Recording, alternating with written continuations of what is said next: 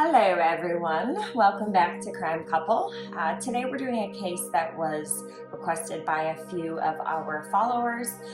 Today we're going to be discussing the unsolved case of JonBenét Ramsey.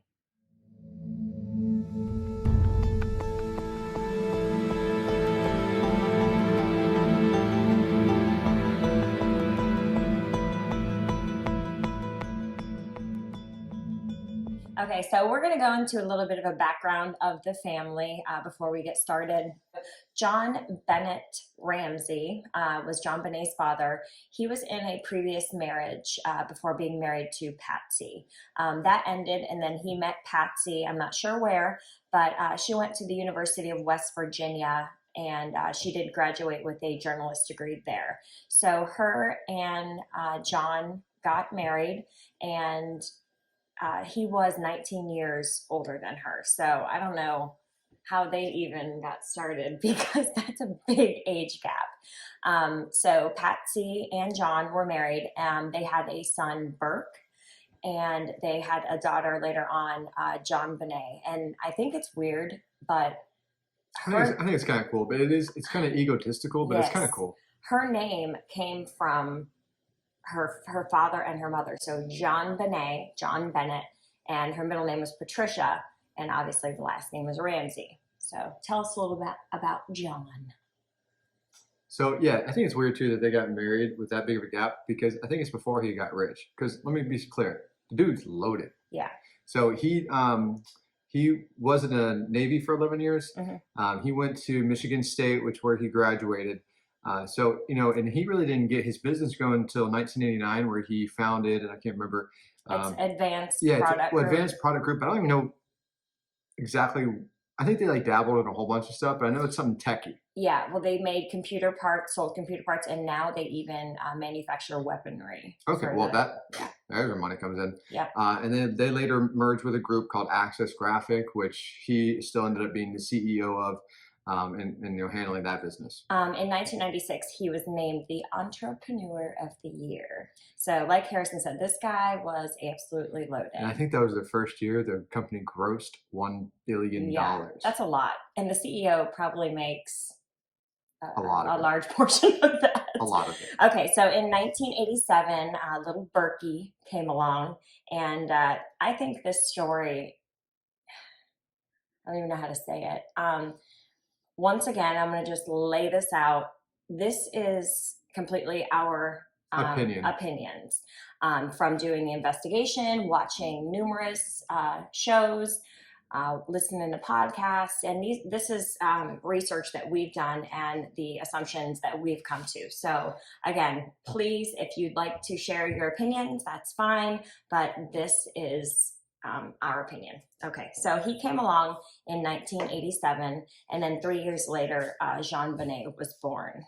So Patsy and John had this family, and they lived in Boulder, Colorado. So they had this huge, I think it was like 12 bedrooms, 8-bathroom mansion in Boulder, Colorado. They also had a vacation home in Charlevoix, Michigan. They had 2 planes, a yacht, and they threw these glamorous parties. Patsy was very well known in the community for, having these parties, being a socialite, and I guess John worked a lot. So it was primarily, he worked a lot. But it was primarily the 2 kids and Patsy at the home. Patsy worked for a little bit before they were born, but after that, I don't really think she did much in the way of her journalism degree. So being at home, since Patsy was, the former Miss West Virginia, she was really into the pageantry and, all that came with it, all the dresses, the glitz, the glamour, the makeup. And JonBenét started these when she was like 3 and 4 years old. And she was a beautiful little girl. I mean, she looked cute as a button, but with all this makeup on, it almost made her appear older than she was. It's way too much, I think, for children. And sexualized. She's doing these little dances, and it just... It's cute because you realize she's a little girl, but there are perverts out there. In the eyes of the wrong people. Yeah, exactly. And, John, the father, did not really agree with Patsy parading her daughter on the stage, for this. But, he was working, so he kind of let Patsy do her own thing at home. He said, I control the business aspect and Mhm. she does the home. So JonBenét won like 4 or 5 titles by the time she was like 5, 6 years old. So again, she's very beautiful. We're going to put a few videos in.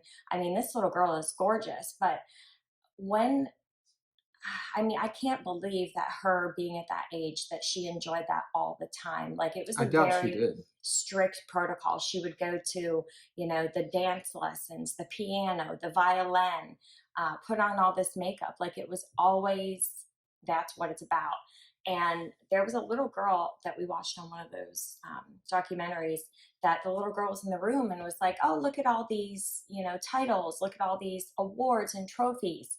And JonBenét made a statement that I found really odd. She said, yes, those are mine, but they're basically for my mom. Mhm. And at five, Yeah. 6 years old, when you say something like that, it just, I felt sorry for her, to be honest with you.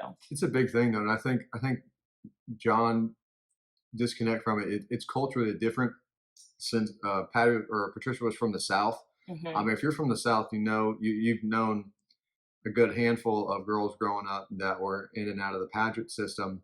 I'm from Ohio, Yeah, so we didn't have any of that. I mean, I watched Miss USA and Miss Universe when I was younger, it's big. but we didn't have local pageants. And I don't know if everyone up north's ugly, and that's why. But there's like Southern Belles down south, and that's what they really get into. So 2 days before Christmas, the Ramseys threw an extravagant Christmas party. They had 25 to 30 guests trampling through their house. And again, this was a very large mansion. And she said that they gave tours of the home. She had a Christmas tree in every room. There's ours. It's not done yet. But I mean, we have one. We have a fairly large house, but one tree is good enough for us. But again, her house, I mean, she was a homemaker. She stayed at home. That's what she did. So Christmas Day comes along, and the Ramseys, like millions of other Americans, wake up, open their presents. They even had like a home video of this. They sent out like video Christmas cards. So they were very involved in the Christmas season. Elaborate video in 1994. This is JonBenét. She's 4. Patsy Ramsey speaks to friends and family while JonBenét plays with 2 stuffed animals. We'd like to welcome you to our home. Patsy then gives a tour of the house, showing off the lavish decorations with different Christmas trees in every room. And here's JonBenét's bedroom, done all in pink with her very own Christmas tree.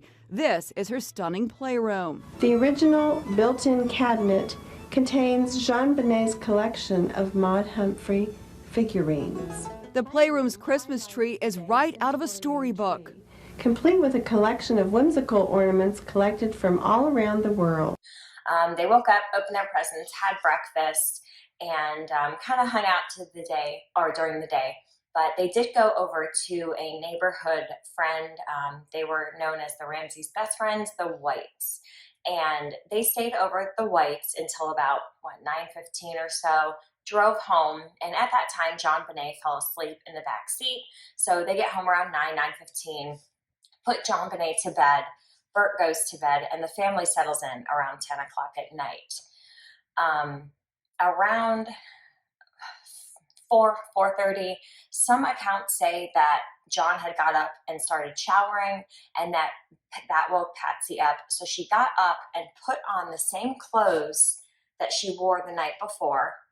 Weird, I don't know. Yeah, but you know what? They're getting ready to go on a vacation trip. So I mean, like, if you're not really worried about it, you're just trying to get up and get going. I could see that. I don't know. This But I mean, if they woman would've- has millions of dollars. Why is If she they went to wearing a this party, same- though, I mean, what kind of Yeah, clothes was she she was wearing? wearing like velour pants and like a Christmas sweater. So that would be kind of weird. Yeah, like I put comfy clothes on when I'm home. Like the last thing I want to do is put on dress up clothes. So anyway, she gets up, puts on these clothes again, and goes down the back staircase down to the kitchen. This is a 4-story home. So their bedroom was on the 3rd floor. Underneath was JonBenét's and Burke's, and then the kitchen, the main floor, and then they had the basement. So she goes down the spiral staircase and is alarmed when she finds this 3-page ransom note And we're going to kind of delve into that a little bit later during the investigation portion, but it's very lengthy. And she reads it, runs, looks to make sure John Bonet's not in the room. She screams to John, hey, John Bonet's missing. Someone took her. We have a ransom note. And then she makes this very odd 911 phone call at 5:52 in the morning. And Police! What's going on? 515th Street. What's going on there, ma'am? We have a kidnapping. Hurry, please. Explain to me what's going on, okay? There's a note left and our daughter's gone.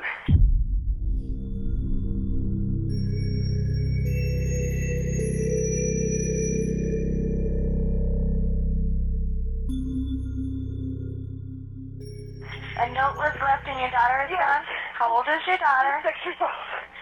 She's blonde.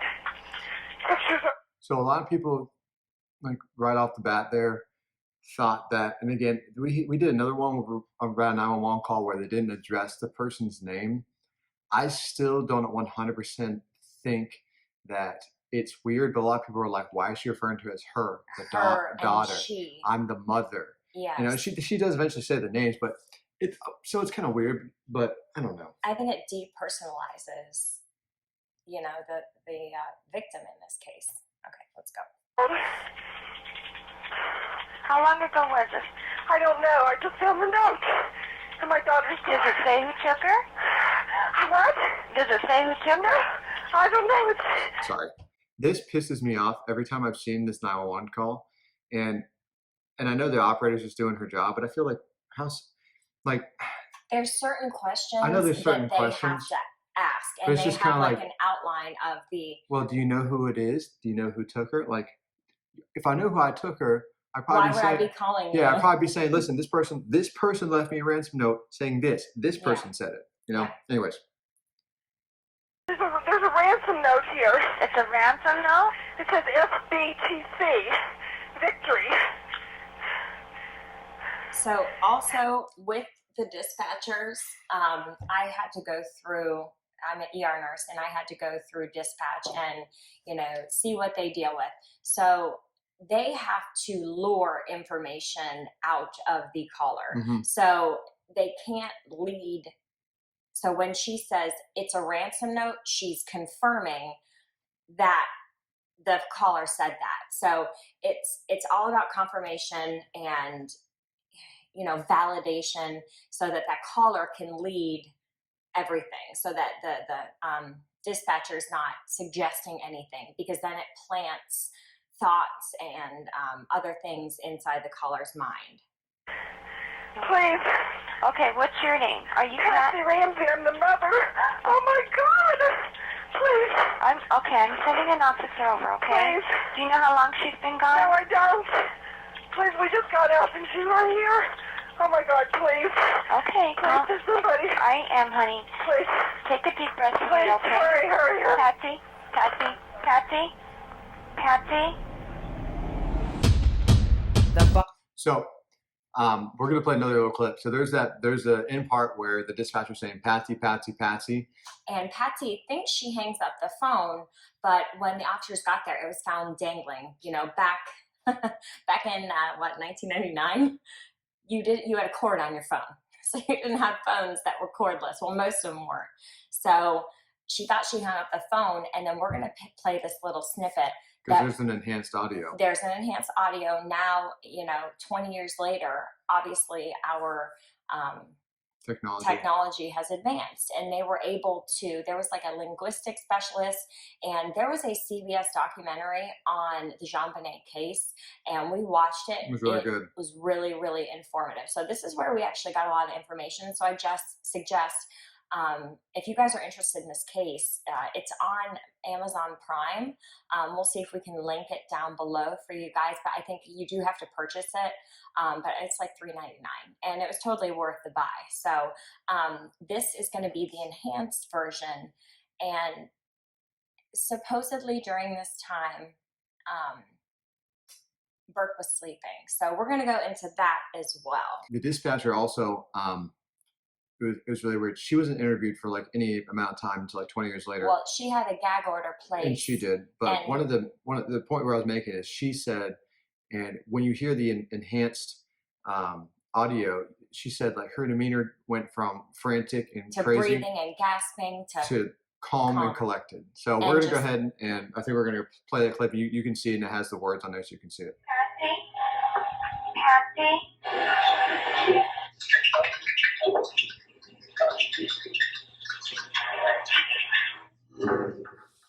Okay, so we are also going to read through the ransom note and kind of divulge and like kind of figure out what it says, find some inconsistencies with it. So I'm going to go ahead and read that, and we're going to put the ransom note, the actual one, on the screen. So the ransom note reads, Mr. Ramsey, and it's headed to just him. Listen carefully. We are a group of individuals that represent a small foreign faction. We respect your business, but not the country that it serves. At this time, we have your daughter in our possession. She is safe and unharmed, and if you want her to see 1997, you must follow our instructions to the letter. Now, let me just bring this up here. I'm not sure if you guys spell check everything. I do. Business is spelled wrong, but possession is also spelled wrong. Okay, it's weird. So we're going to go into why later on. You will withdraw $118,000 from your account. $100,000 will be in $100 bills, and the remaining $18,000 in $20 bills. Make sure you bring an adequate size attaché to the bank. When you get home, you will put the money in a brown paper bag. I will call you between 8 and 10 tomorrow to instruct you on delivery. The delivery will be exhausting, so I advise you to be rested. If we monitor you getting the money earlier, we might call you early to arrange an early delivery of the money and hence an earlier pickup for your daughter. Okay, weird. Any deviation of my instructions will result in immediate execution of your daughter. You will also be denied her remains for proper burial. The two gentlemen watching over your daughter do not particularly like you, so I advise you not to provoke them. Speaking to anyone about your situation, such as the police, FBI, etc., will result in your daughter being beheaded. Really? If we catch you talking to a stray dog, she dies. If you alert bank authorities, she dies. If the money is in any way marked or tampered with, she dies. You will be scanned for electronic devices, and if any are found, she dies. You can try to deceive us, but be warned that we are familiar with law enforcement countermeasures and tactics. You stand a 99% chance of killing your daughter if you try to outsmart us. Follow our instructions, and you stand 100% chance of getting her back. You and your family are under constant scrutiny, as well as the authorities. Don't try to grow a brain, John. You're not the only fat cat around, so don't think that killing will be difficult. Don't underestimate us, John. Use that good Southern common sense of yours. It's up to you now, John. Victory, SBTC. Okay.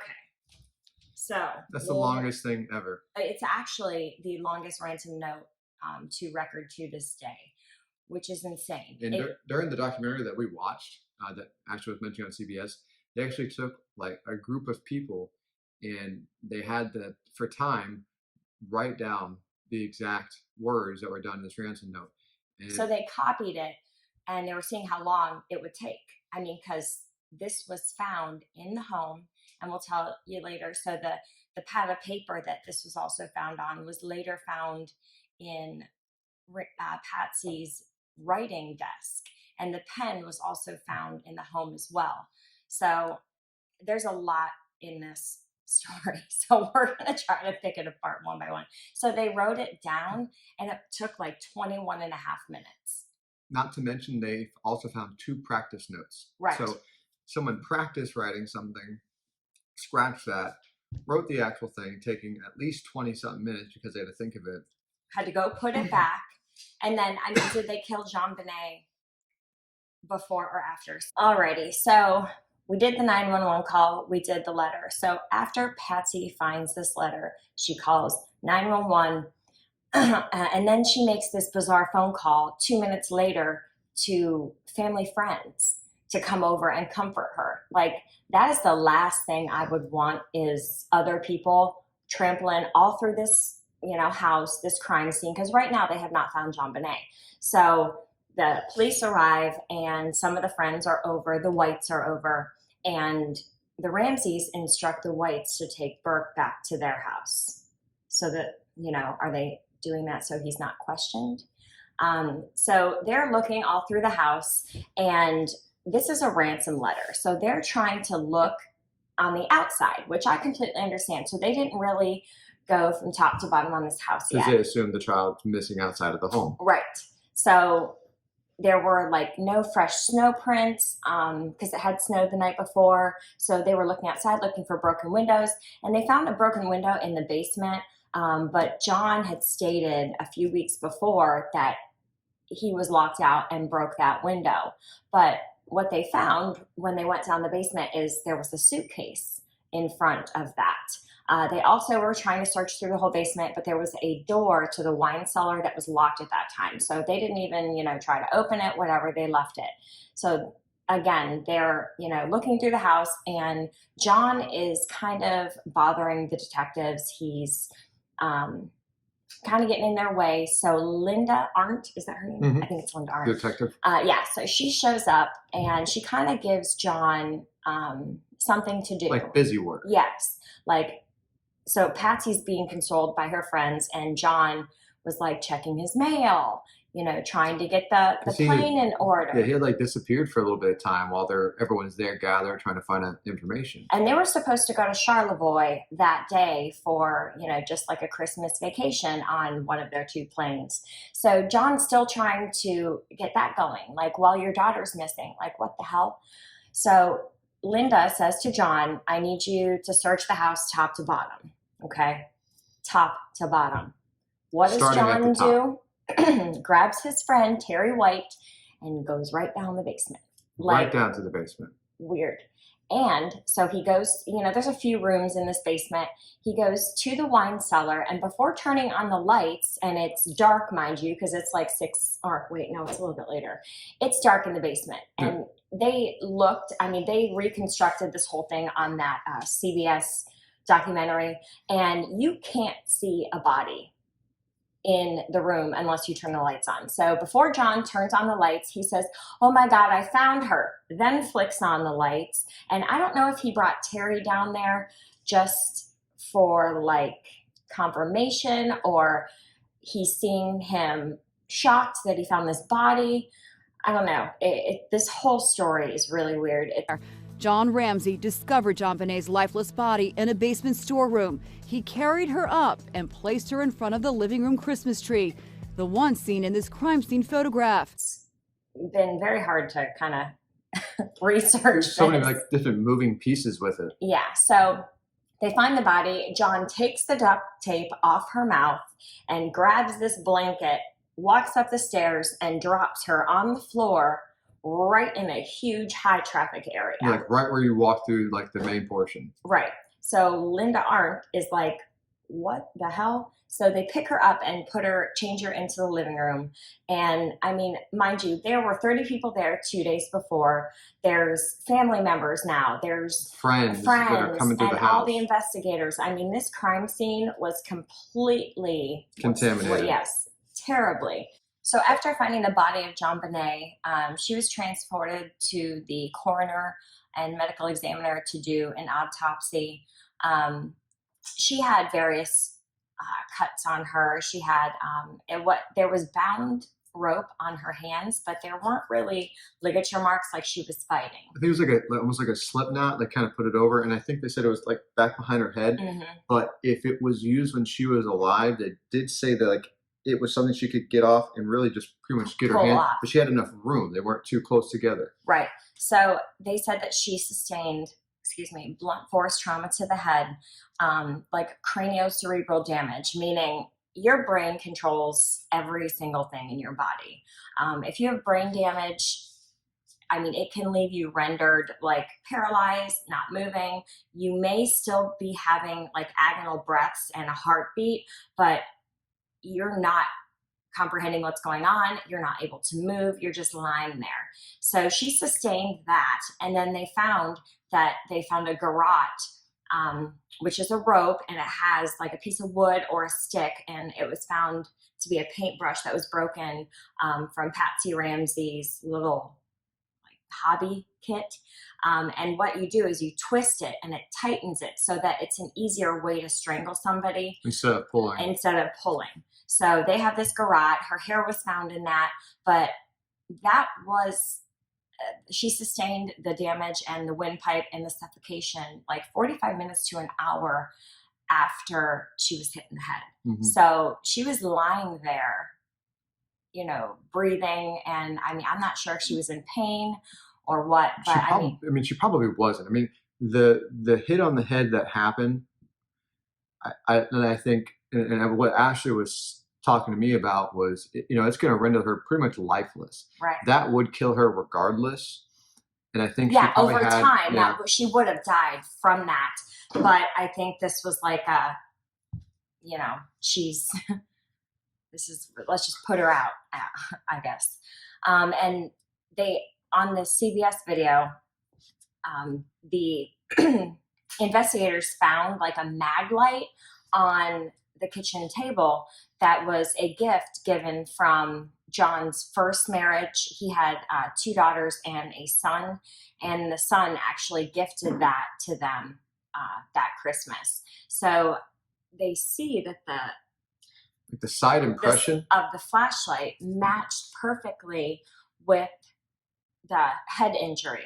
She also had these 2 little, and it appeared to be stun gun marks. That's what they called it at first. Yes, the investigators. But if you watch this documentary again, they actually tased a gentleman who said that they could. And the marks, they did it over the skin or over the shirt and then on the skin directly. And the marks are completely different. They don't look anything like a stun gun.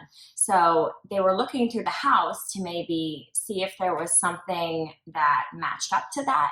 And Burke had just gotten a train set. And the track was made out of plastic, but there were metal underneath to hook them together. And the little pegs matched up directly. It was the same size, same and width, diameter. It was like a puncture wound. as if someone was taking it to poke her to see if she would move. Wake up. Yeah. So, I mean, I found that really weird. And they had people from all around. There was like DNA specialist. His name was like Dr. Lee. He was a DNA expert. Yeah, Dr. Henry Lee. Yeah, he was awesome. They had linguistic people going over the crime scene note. It's very, very good. You guys got to watch it. Okay. So a child is found murdered in your home. That was supposed to be a ransom note, and the child was not even supposed to be there.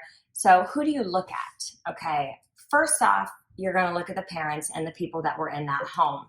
And Patsy and John were adamant that, you know, they did not kill their daughter. You know, I guess they had some stipulations. They tried to investigate them and question them, but they had some stipulations. So 2 or 3 days following it, they met together and would not be investigated separately. And, you know, they answered some questions, but it wasn't really a thorough investigation for the parents at all. Like they had like time limits they wanted set. Yeah. And I mean, they are a wealthy family and they're very social in Boulder. So, I mean, I think a lot of this had to do, the police department had said the whole time, we were trying to look into the parents, but, you know, we couldn't get access to them. We could not ask them. So like May, which is like 5-6 months after the parents actually sit down, and they requested the transcripts from the original, you know, talk with the police so that they could kind of know what they said. Yeah, they wanted to see everything on the investigation to know what was going on and wanted to know what questions police would ask them. Yeah, and know how they answered. What? So if they said the first time, you know, we did A, B, and C, and they forgot they said that, and then back in May, now they get the transcript from that original investigation. So now they know what they said, so they can just repeat that. Yeah, it's really wrong. Like this whole It's very political. The whole investigation. The DA at this time, his name was Alex Hunter. So I mean, I just believe, and we've on the CBS documentary, the police, there was a lead detective who said, you know, I was trying to look at the family and, you know, trying to investigate further, but the DA just kept shutting them down, and not allowing them to proceed how they normally would in an investigation. Mr. Ramsey, did you kill John Bonet? No, I did not. Mrs. Ramsey, did you kill your daughter? No, I did not kill my daughter. So all of this is happening, you know, 3 years later, they still have not found anything. And we're going to go into the suspects, you know, after we talk about the investigation. So in 1999, the police department in Boulder, now, mind you, they had only had 20 homicides or 16 homicides in a 20-year span. So this is not something that they're Very unexperienced. right. So they were going to have the FBI come in because it was a kidnapping, but then they found out it was a murder. So they said, we don't need the FBI. But then I think the following day they had asked them, hey, we're kind of in over our heads. Yeah. So 1999, the police department said, we need a grand jury put together to determine, you know, if the Ramseys need to be indicted for it. They said child neglect resulting in, you know, the death of the child.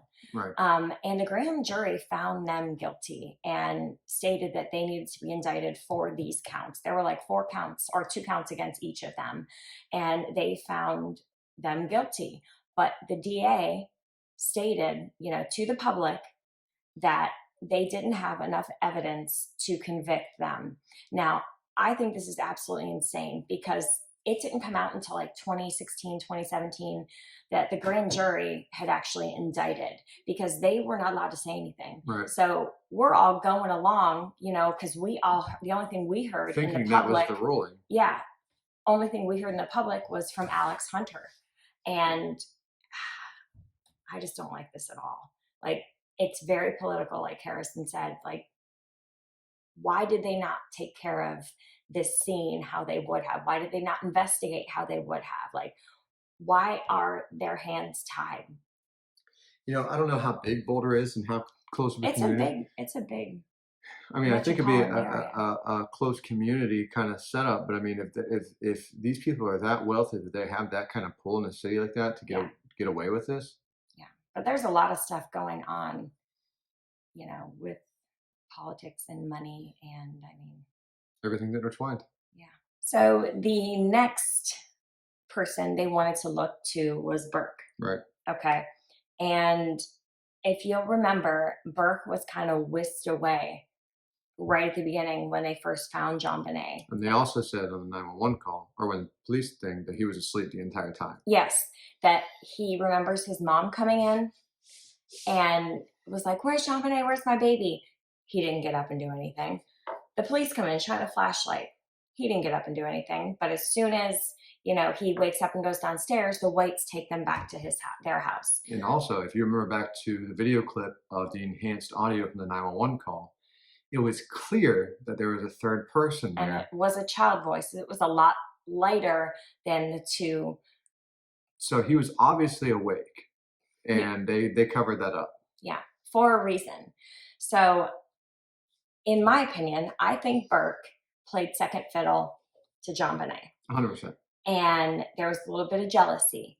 And they said he had violent tendencies towards his sister. Mm-hmm. He was playing golf in the backyard. And I don't know how, they have a humongous backyard. He swung a golf club and it hit John Bonet right in underneath the eye. Like, we used to play golf in my backyard, and I'm sure it wasn't as big as theirs. And me and my brother never got hit with a golf club. So I think he felt jealous that she got the spotlight. He was the firstborn. Like, why didn't they name, you know, him? Yeah, just after? do a unique name for him. I don't know. I just think that a lot of this weighs on Burke. And if you guys will see, we're going to link a Dr. Phil interview that he gave. I think he was like 29, 30 at the time. And he is an odd guy. Like, He's creepy. He's creepy. He like gave this little smirk the whole time. Do you remember what you did that morning? I remember peeking down, and I remember seeing like an electric train and a bike, and I was super excited. Was John Bonet with you? Yeah. Did she peek too? Yeah, I think so. I think she got a big dollhouse. We both got bikes. John Bonet got a doll for Christmas, right? Patsy had sent the doll company a picture of John Bonet, and they made a doll that supposedly looked like her. Patsy saw the doll lying in a box. She said it looked like John Bonet was in a coffin. I remember the casket was small and her eyes were closed. I think one of her eyes was a little bit like droopy or something, and I thought that was weird. How did you feel seeing her? A lot of sadness. I don't think I really fully grasped, like, after this, I won't see her again. Burke Ramsey, now 29, breaking a 20-year silence, coming out of the shadows to speak publicly for the first time about his sister JonBenet's murder in an interview with Dr. Phil. The next thing I remember, my dad came and told me JonBenet is in heaven now, and he started crying. Then I started crying. Did you hit your sister over the head with a baseball bat or a flashlight? Absolutely not. Burke says he stayed in bed for hours as dozens of investigators and loved ones swarmed the house. Critics would say you weren't curious because you already knew. He didn't have to get up and go check because he knew exactly what had happened. I mean, I didn't know if there's some bad guy downstairs and my dad was chasing off with a gun. And even you guys, there is a investigation done like a week after when he was 9 years old, and he was climbing all over the table, and they're like kind of trying to ask him questions about his sister. Do you know anything? You know, how do you feel about that? And he says, I'm just trying to get on with my life. Yeah, it's only been a few days. And then he said, I don't know if I have any secrets. If I would, I wouldn't tell you. Yeah. That's just really, really freaking odd. Yeah. Like, that's weird, man, even for a 9-year-old kid. Like Under those circumstances. Yeah, I think that was staged and completely discussed with him. Like, you need to say A, B, and C. Do not talk about this. Yeah, don't say anything. Yeah, because we're going to lose you. And a lot of people think that, you know, Burke did accidentally kill JonBenet. There's some evidence, you know, the autopsy found pineapple in her stomach. And the parents said, we did not feed her pineapple. But when the police were doing their investigation, there was a cup filled with pineapple and it had milk in it. And then there was a glass with a tea bag. Which, hold on, let's pause right there. I have never once in my life heard of anybody eating milk and pineapple. And to me, that is well, it's like yogurt and second pineapple. crime that has happened in that house. I like yogurt and pineapple. That's different. It's a milk product. I don't know. So this was a weird treat that they ate. And on the glass, there were fingerprints from Burke and Patsy, but on the teacup, it was only Burke. So we think he was having a little nighttime snack. That JonBenet got up to go pee because she had been wetting the bed at this time. Right. So we think Patsy got her up to go to the bathroom. She went downstairs, saw that Burke was eating pineapple. She took a piece. He grabbed this mag light and whacked her on the head. And it could have been an accident. And I think it probably was. I don't think he was trying to kill her. I think he was like, can I have something of my own? No, I mean, exactly. I don't think that he was necessarily trying to kill her, but I think he was just trying to bomb her on the head, right? And he got frustrated and he with may her. not even realize how heavy that flashlight was. Yeah. I mean, if you guys have a mag light, I mean, they're pretty heavy. They did also, in the CBS special, they actually brought in a 9 or 10-year-old kid, took the same mag light, had a mannequin set up of like with a fake skull head on it. And had him do it. That kid had enough force to break the skull and do the same damage. And if you think about it, she's 6 years old. So their bones are a lot more pliable. They're a lot more soft than that of an adult. So, and again, resorting back to that interview, when the cops asked, the child psychologist asked Burke, like, what do you think happened? He said, I don't know. You know, maybe someone hit her over the head with a hammer like this. And like, why would you ever do that? That is your sister you're talking about, you know? If one of my brothers or sister was murdered, I would be scared that person would come back for me. And he's just nonchalant. Yeah, I mean, even if that wasn't a possible idea as a child, you would be like, what's going to happen to me? What's going on? Because you don't understand. Yeah, but he was super certain. I think he knew more than you know, came out. But I mean, again, our opinion, Now, and real quick, I want to mention this because you said something that reminded me of it.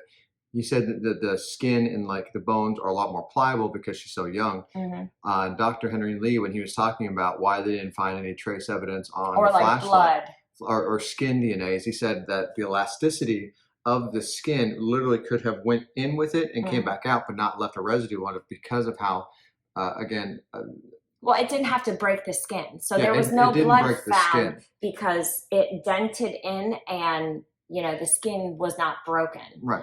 So, and there were some things in the house that, you know, the police department didn't test. They didn't test this like random rope that was found. They didn't test the DNA around the garage. Yeah, exactly. And go ahead. I was gonna say also another weird thing that I thought about that, because Ashley did mention that the garrote was used as a choking thing after the trauma. So they also had mentioned, I think it was in the CBS special, that they mentioned that the style of the knot tied around the garrote is very complicated. Yeah. And is usually something that is resorted as an experienced sailor, which is weird because they have a yacht. So John Bennett is a familiar person around a boat. And since it's an after the fact, and if this was a cover up, see, that's just where my mind starts going. Like, okay, like, if you see what I'm saying. Yeah. So, I mean, Burke is a weird guy. I mean, all the interviews, he kind of kept quiet after the murder and tried to stay like incognito. And then his first interviews with Dr. Phil. And again, really weird, like something's going on. Now that we're talking about DNA, they did find some DNA on her underwear and underneath her fingernails. Now, on this CBS documentary, they reenacted a lot of the stuff. They even like rebuilt the house so that they could actually relive it. They did a experiment with Dr. Lee showing, I mean, a fresh package of underwear. Okay, when you and I go to the store and we buy, you know, underwear, bra, socks, somebody has to pack that. Right. Okay, and you can get DNA on something by going like this. So that was what I was going to bring up. Is now when we say DNA under like on underwear under her nails, it wasn't like she had scrapes or like residue. Right. This was trace DNA. So and what he she could have described just touched her underwear and got it. She Yes. literally could have scratched her leg, had been on her underwear, and got it on her nails. Right. And so they searched this DNA. Exonerated like 4 or 5 people and the whole family because it didn't match up. And they searched through CODIS and APHIS and all that. And through, it was like 1.4 billion or million people, excuse me, didn't match up. So it's like, what in the world? This underwear was probably packaged in China or the Philippines or something. And that person's DNA is on the underwear from packing. They open it. JonBenét wears it. She's, you know, attacked and murdered, and there's trace DNA on her underwear. From and some guy overseas. Right. So he's not going to be in our criminal data bank because he's not a criminal and he's not in the United States. So. And so Dr. Henry Lee, like Ashley was saying, took a brand new thing of underwear out of, like literally took it out of the package, wearing gloves, laid it out. Got all the DNA from it. And found like 16 different traces of different people, not the same person. So I don't think 16 people were manhandling JonBenét, but again, it's trace. It can be put on by just wiping and brushing. So if she put her pants on and the pants got on the underwear, you could have that trace DNA on the pants. And technology even washing can pick that up. clothes with, if I wash my clothes with his shirt, his DNA is probably going to be on my clothing now. I mean, it's just, I didn't understand the intricacies and how little needs to be on something for you to find DNA. But the real scary part is they're ruling out these people based on this evidence that is really completely inconclusive. Yeah. So in 2006, there was a new DA, and they actually exonerated the Ramseys. I think it was 2008, and Patsy had died of ovarian cancer in 2006. So she never lived. She didn't live long enough to technically be exonerated. But I think she got what she deserved. I think they killed their daughter and try to cover it up for Burke. So anyway, we're going to go over the suspects now. So one of the first suspects they had on this was Gary Oliva. And he lived close to the Ramseys. I don't know if he lived in that neighborhood, but you know. So, but another thing, I actually looked it up. There was like, what, how many sex offenders? Like 32 in that area around the Ramseys. And so one other weird thing about all the suspects is they're extremely obsessed with JonBenét. Like, they're obsessed with her. Yeah, so, like she was a local like pageant girl, but people knew who she was because she won all of these awards. So she was like, when she go to the grocery store, like, oh, you're the little pageant girl. Like, I don't know if I'd want my daughter to have that much exposure. So he has a rap sheet. In 2000, he was arrested on drug charges, just, you know, not relating to this case. And in his backpack, they found a photo of JonBenét and a stun gun. And he admitted to being absolutely obsessed with JonBenét. He was in love with her. And I mean, this is a grown man. And then in 2016, he was arrested on child porn charges. And I found this crazy, but so he had actually tried to kill his mom in the same strangulation attempt with a garrote as what was found. A telephone cord, like. Yeah. So he tried to kill his mom with the same way. Yeah. So that is very weird. So unfortunately, Gary Oliva was ruled out. But he was ruled out by that DNA. By that DNA on her underwear, which is completely oblivious. And then the next person, no, actually, this is Michael Vale. I guess it's a childhood friend of Gary Oliva. He reported to the investigators that Gary Oliva, after the murder. Yeah, the day after the murder, Gary Oliva calls and says, I hurt a little girl, and hung up the phone. And this was found like many, many years later. I don't know why he didn't come forward with it then. Yeah. Because he had said he'd hurt a little girl in Boulder. And when they looked it up, there was no other like cases against a little girl being harmed or anything at that same time. So I mean, I don't know if it's just him trying to get fame or because there's a lot of people attention. That make this kind of stuff up too. I mean, we've seen that in plenty of cases. Yeah. So the next person is a weirdo, John Mark Carr. So in 2006, he was questioned. This is a divorced elementary teacher who confessed to a journalist that he had been talking to for like 4+ years that he murdered JonBenét, and in these emails, he used, some same wording as the ransom note. And he said he used the flashlight. Yeah, he said he used the flashlight. I mean, it's just weird. And he also admitted to being in love with JonBenét. But when the cops looked into it further, he was ruled out by that underwear DNA. And he wasn't even in he was actually Colorado. Ruled out. Oh, good way. I think they said he was in Georgia. Yeah. And then on child porn, another guy with child porn stuff. Yeah, there's a lot of those out there. He was actually on the run and went to the Philippines. So he went to Bangkok, and they found him there and brought him back to the U.S. because he was trying to escape child porn charges. Like, let me just go to Bangkok to get, it's probably this off my worse. back. All right, and the last and final odd suspect is Bill McReynolds. McCreepy. Mm-hmm. So this was a neighbor who used to dress up as Santa. Nothing wrong with that. No, creepy old men dress up as Santa in the mall so they can get little kids to sit on their laps. I know, I've always thought the same. Ugh. I will never take my daughters to the mall Santa.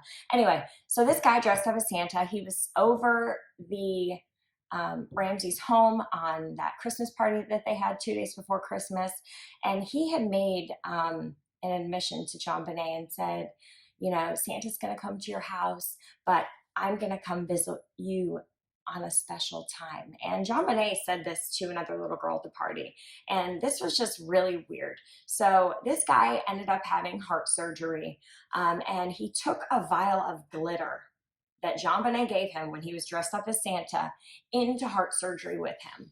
And he also told his wife, when I die, I want you to mix my ashes with that glitter and spread it around the backyard where we used to play. And it's creepy because that's a lot creepy. it. That is weird. It's not okay. So supposedly he had a daughter that was kidnapped 22 years before, and he had had other children, but he didn't have a bond with them like he had with JonBenet. It's weird that a mall Santa would have a bond with a child. First off, I just don't. I think it's different, and it's extremely creepy to me. But he was at their house, so he obviously had a little bit closer connection to the family. But still, you know what I mean? Yeah, I don't know. He just creeps me out. All that stuff about him is weird. Alrighty, so before we wrap up, we kind of wanted to delve into the ransom note a little bit more. Mind you, it was 3 pages long, which is really weird, but they did kind of break it down in the CBS documentary. So in the beginning, they're addressing Mr. Ramsey. They misspell all this weird stuff. And they said, because they say they're a foreign faction, which so they want to like a perceive, small foreign faction, yeah. But you're not, you know, that's not a sign of like power. A power. Like, why would you say you're small? Why would you be like, oh, we're a big giant company? Like, we're a terrorist group that kills everybody. Yeah. So why would you be scared of a small foreign faction? And they were saying, if you look through the note, it in the first paragraph, it looks like they're trying to cover up that English is not their first language. But then as they continue writing, they kind of get back into their fluid handwriting, and they write like a woman. They said it had maternal characteristics, like how they're talking. So, and they also stated that it was an adult over the age of 30. That English was their first language, and that they were trying to cover it up. So they fall into their normal handwriting as it goes. Like, why are you spelling large words correctly, but then you can't even spell business right? Like this. Like it was meant to try to throw people off. Right. And it's a cover up. Like, it definitely looks like a cover up. I think that ransom note it's fake. Like, why would you write a ransom note knowing you were going to kill this little girl? For the amount of $118,000, which was the amount of close to his bonus that year. Like, it's very weird. And the other thing, it's like, so the ransom note, right, is like someone trying to be smart and meticulous, like I'm going to throw these people off, but also at the same time put in so much detail to overachieve. It kind of goes, and with the maternal things, it kind of embodies Patsy and how she is with her own life. Like that's kind of how she is in her phrase, world. When you come home. Okay, women use that. Or it also said, make sure you bring proper attaché to the bank. Like, yeah, and get a good night's sleep, because it's going to be exhausting. Like, it's stuff like that. That's maternal. Like, you're caring for somebody. You're concerned with them. Like, your ransom note could say, so-and-so, we have your daughter. We won $1 million. And why at 118? Yeah, these people are rich. I'd ask for $1 million. Yeah. We won $1 million. Put it in a brown paper bag. We'll call you with details. End of story. Yeah. Why would you take 21 and a half minutes to write this? And why would it be on the pad of paper that Patsy owned and the pen they owned? And then when they're done with the pad, paper, and the pen, they put them back where they belonged. Like, they weren't just left out. And to me, the time frame doesn't really add up. So when we said in the beginning, they got home around like 9:15ish. They all said they were in bed by 10. The note says, I will call you between 8 and 10 tomorrow. So that indicates that the night prior, the killing had happened. So that means that they went to bed at 10, and it's the day prior till midnight. That's a 2-hour window. You spent 30 minutes writing a note. When did this happen? So you're telling me the parents, everyone just went right to sleep, and the parents don't wake up at all? I know for me, in the first couple hours. I think Burke was eating his pineapple downstairs, and this happened around midnight. You know? And I think they tried to backdate it to make it look like that. Right. And so to me, that timeline doesn't add up whatsoever. Nothing in this investigation adds up whatsoever. And like, I don't know, just like these cases we do, before we investigate them, I have this little thought in my head about what happened, okay? And then when we do the research and look into it a lot more, like my opinion goes completely out the window what it was. And now I have this new thought process. Like I'm hell-bent on Burke. You know, this I kid. think it was an accident. Yeah, it was an accident. This kid is weird. Like, and we were also looking at kids being charged. He was 9 years old. And in the state of Colorado, you need to be 10 years old to be charged with homicide. Yeah, nothing would have happened if they would have gone No. to the police and said it was an accident. No, exactly. And I don't think the family knew that. And they say that Patsy and John covered this up because they didn't want to lose, you know, their last and only child. So I don't know. Sorry if this case was all kind of The whole thing's all over the place. Yeah, there was a lot to cover, and we were kind of just like flowing with it. So Just keep your mind open. yes, and watch that documentary. It's so good. Thank you guys for hanging out with us for what this was probably an hour. So Thank you very much. we'll see you next time. Suggestions, please. Bye.